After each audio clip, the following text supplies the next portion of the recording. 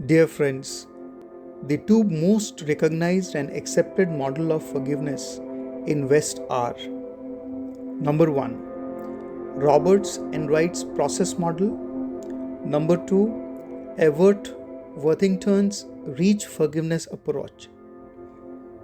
Every year, we come across many stories of how forgiveness leads to better mental, emotional, spiritual, and physical well being. There are stories of offenders causing death and destruction in broad daylight. There are mass murders and shooting in developed countries which causes parents lifelong wound and pain.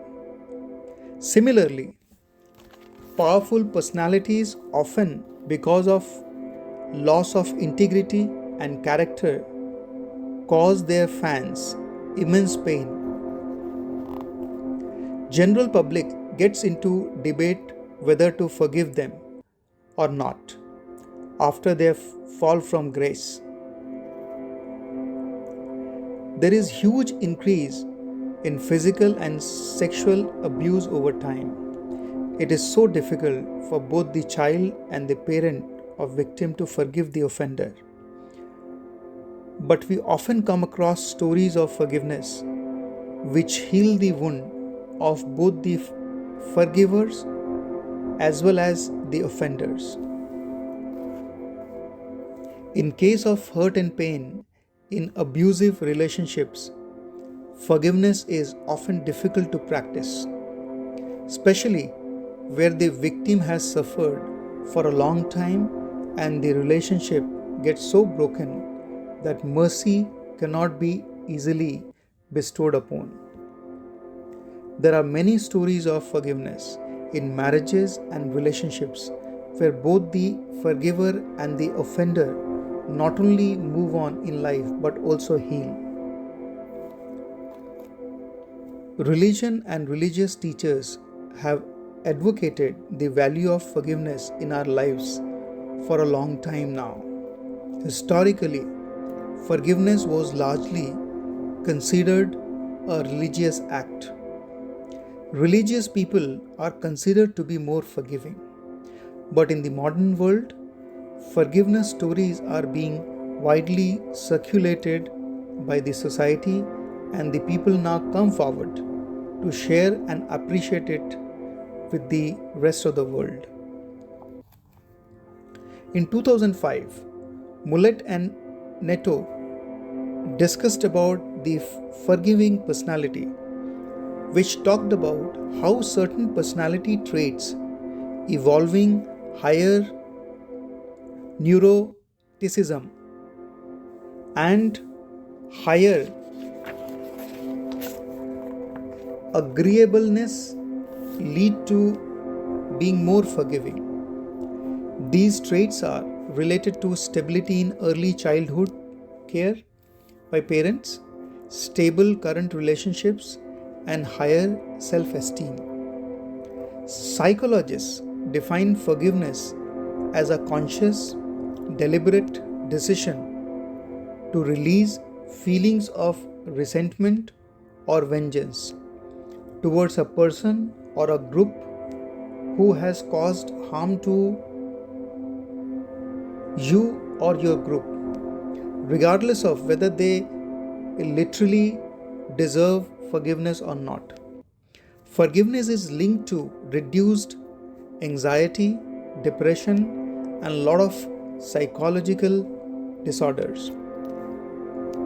Teaching children early on helps them practice forgiveness as and when they grow old, and they do not have to struggle with the same. There is a link between children's early moral teachings and the kind of person they become once they grow old. When a whole family holds on to a grudge against another family for something done to a set of particular people in the family or the whole family, it is all the more important to seek forgiveness, as the whole family suffers, sometimes for their entire life, which foolishly causes them a lot of pain. Forgiveness in a society or a culture at times is not that simple to comprehend. There are instances in the history of some cultures causing immense pain and destruction and then justifying it, giving unreasonable, absurd logics. Over time, a lot of societies and cultures have gotten over their distressing past, making way for prosperity and huge growth. In most of the cases, their succeeding generations had not only impacted by the past. One of the latest examples could be US as a nation or as an entire society asking for forgiveness from the Japanese community whose ancestors faced the deadly consequences and brutalities of the World War II. Carl Aquino has done outstanding research on forgiveness at workplace, where he suggests that leadership style differently affects the forgiveness norms in any organization. Forgiving leaders can create a more forgiving culture in an organization. On the other hand, an aggressive and vengeful leadership style promotes unforgiving culture. Forgiveness promotes higher motivation, output, and fearlessness at workplace, along with a sense of belongingness in an organization. Now, people have also started talking about forgiveness in our criminal justice system. There are a few examples where victims have withdrawn criminal cases and forgiven offenders and moved on in their lives, leading a new, healthy, and healed life of peace and inner calm. Research on forgiveness has lately shifted its focus from the victim to the offender.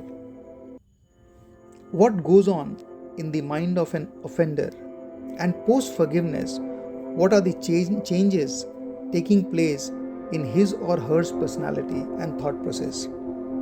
Generally, offenders deny or even attempt to blame the victim for his or her act. There is nothing but outright denial, justification, and lame excuse given in order to support the former's mindset.